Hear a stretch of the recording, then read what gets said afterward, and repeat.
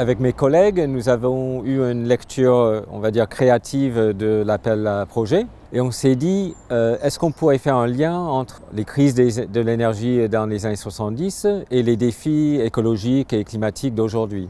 Donc on s'est concentré sur la période autour des années 1970 dans la métropole bordelaise pour avoir une unité de lieu. Et donc on a dit on va regarder ces architectures qui sont comme le champ de signes des 30 Glorieuses où les idéaux, les valeurs esthétiques, les techniques de construction du modernisme étaient à leur épanouissement. L'idée était de mettre en crise quelque part la question du durable en regardant des architectures qui avaient des qualités, qui ont une valeur durable, qui n'est pas forcément la durabilité quantitative de mesures de consommation. On a voulu depuis un moment à l'École d'architecture et de paysage de Bordeaux travailler entre les deux laboratoires Pavé et Greco. Pavé avait déjà une expérience travaillant avec une université américaine et donc on a décidé aussi de nous appuyer, de capitaliser sur ce partenariat. La raison étant que cette question de la ville durable et du modernisme devrait être abordée dans une perspective globale. Cette équipe a permis aussi d'avoir une approche pluridisciplinaire puisqu'on avait des sociologues, des architectes, des urbanistes, des psychologues de l'environnement, des ingénieurs et donc on a pu avoir une approche très globale. Il y a trois, on va dire, dimensions ou facettes principales. La première, c'est l'histoire, la généalogie, une manière de caractériser les architectures qu'on avait choisi de regarder. Une deuxième approche était donc davantage par la question des ambiances, du confort, à la fois mesuré, quantifié et ressenti. Et la troisième approche était une approche d'enquête sociologique. Donc ça concerne autant les habitants que les bailleurs sociaux, les copropriétés, les syndics, les services techniques de la ville, les services du patrimoine.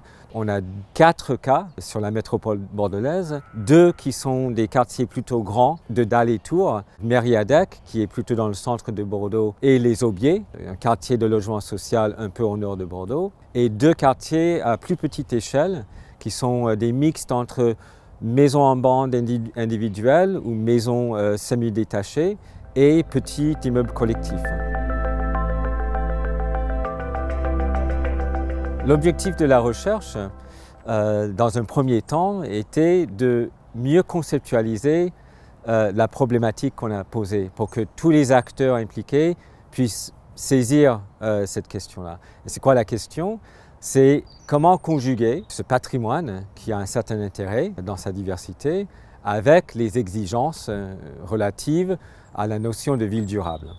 Pour faire cela, on a imaginé quelque chose qui s'appelle un guide anté-projet.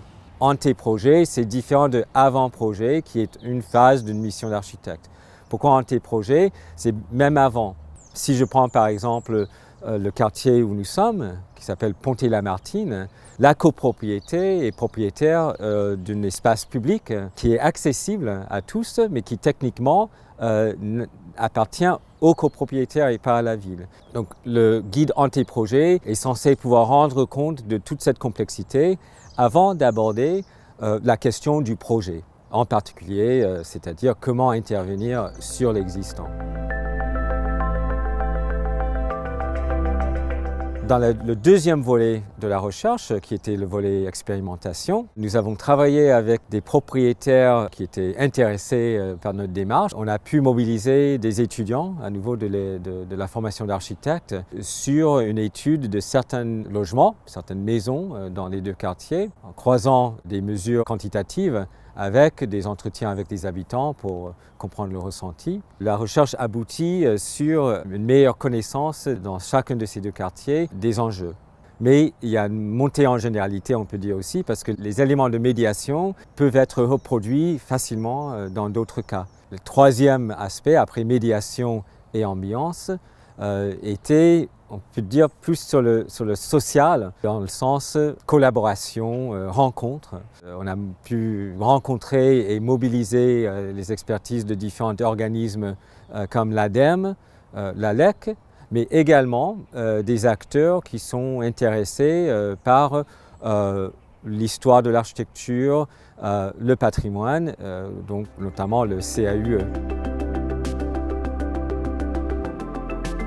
Il y a un angle mort en termes de ressources et d'accompagnement. Et donc nous pensons vraiment qu'il faudrait réfléchir à des dispositifs particuliers pour accompagner des copropriétés qui ont un patrimoine de ces années-là, la fin des 30 Glorieuses. Donc cette difficulté que rencontrent les copropriétés a été particulièrement révélée dans un des outils que nous avons produit, ou un des résultats de notre recherche, qui était un film recherche, on appelle ça, produit par Zoé Vandenberg, qui est sociologue et vidéaste. On voit dans ce film à la fois l'amour et le plaisir que prennent les copropriétaires dans leur maison et dans leur quartier, mais aussi les tensions, on ressent les tensions d'organisation collective d'une démarche de préservation du patrimoine face à des injonctions environnementales et énergétiques.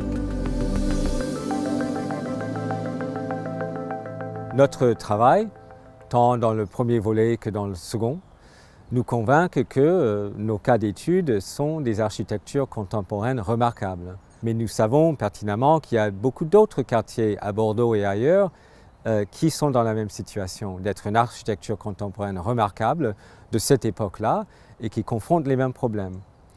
Donc ce label pourrait être mis en mode projet plutôt que rester dans une logique de labellisation, et ça répondrait à une vraie demande provenant du terrain.